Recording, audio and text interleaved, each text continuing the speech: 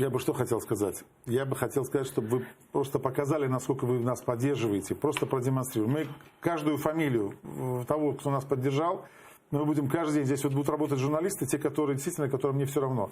Мы всяческим образом будем выводить в эфир тех людей, которые действительно считают, что мы важны и нужны. А узнать об этом мы можем только благодаря тому, что вы позвоните и скажете, мы не подключены сейчас к панели в Нельсоне, мы не можем себе позволить там 75 тысяч долларов на изучение рынка, там фокус-группы, все такое. Мы знаем, кто наша фокус-группа. Мы знаем, что это фокус-группа, те люди, которые нас действительно поддерживают, те люди, которые знают о нас. И те, которые хотят вернуться в Крым вместе с нами. Без нас в Крым не вернуться. То есть мы тот мостик, который прокладывают в Крым.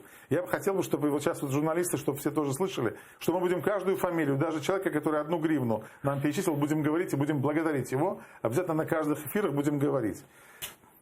Еще раз повторяю, было бы вообще замечательно, если государству действительно нужны наши деньги, действительно так важны эти деньги, которые для нас были предназначены, мы можем вообще, если так пойдет, и мы действительно увидим, что наши телезрители нас поддержали, мы можем от них отказаться, если на то пошло, если так нужны эти государству эти деньги. Но не вещать в Крым, не поддерживать то, что делают там крымские татары, то, что делают там крымцы, мы не можем все равно. Нам надо об этом говорить.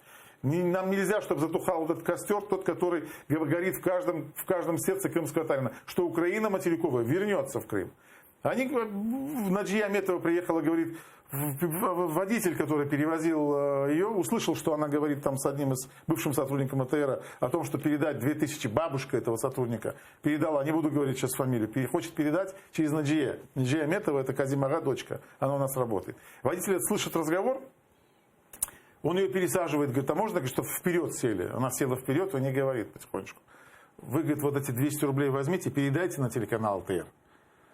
Да, говорит, передам. То есть водитель маршрутки. Она, вы, говорит, возвращайтесь быстрее, да, скажите там на мотив, скажите там в Украине, быстрее возвращайтесь. Вот, чтобы вы понимали, эта девочка плакала, когда рассказывала, Наджия, она там действительно ранимая такая. Но вот так, чтобы вы понимали, относится к нам в Крыму.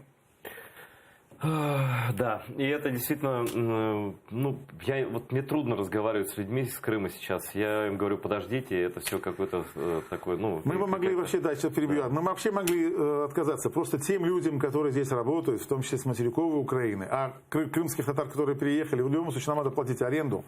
Нам надо платить за свет, который сейчас есть в студии. Нам надо платить за отопление, которое здесь есть. Нам надо платить коммерческую структуру, налоги в этой стране, в которой мы есть. Вещание на Крым тоже стоит денег, получается. И спутниковое, и радийное. Мы не можем без поддержки. Не можем. Мы могли бы, если бы это был чистый там Айдера эфир в блоке, или мой, допустим, какой-то эфир, могли бы отказаться от этого. Это касается всех крымских татар. Это всех украинцев касается. Мы, это Украина, здесь, на материковой Украине, мы Крым. А вы там, через наши эфиры, Украина в Крыму. Услышьте то, что мы сейчас вам говорим специально. Воспользуйтесь теми словами, которые я говорю. Я не политик, не какой-то там человек, который каждый день выходит в эфир. И для меня действительно больно говорить о телеканале вот в таких вот, на самом деле, интонациях, которые сегодня я говорю. Услышьте, пожалуйста, нас.